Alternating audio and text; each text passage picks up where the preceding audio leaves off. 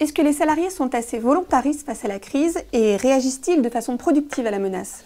Alors, les salariés ne sont pas dans une métaphysique de combat, on pourrait dire, pour sauver cet emploi. Des solutions sont avancées sur le moyen terme, sur le long terme. Ils sont prêts à se former mieux à 82%, ils sont prêts à davantage de polyvalence.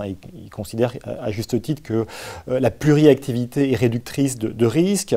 Voilà. Mais l'importance de l'effort pour sortir de la menace n'arrive tout de même qu'en troisième position. 73% des salariés travailleraient plus, mais pas de manière inconditionnelle, pour davantage de salaire.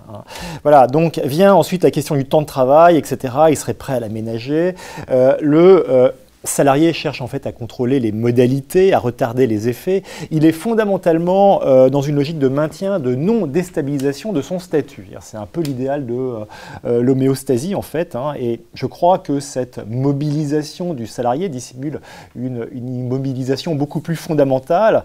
L'absence de mobilité en région, 41% ne veulent pas du tout être mobiles. À l'étranger, 37%, contrairement à ce qu'on peut voir dans les pays anglo-saxons.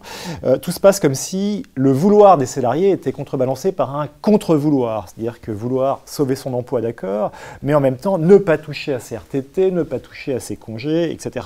Voilà, il y a une espèce de contre-volonté, comme ça, inconsciente chez le salarié face à ce risque.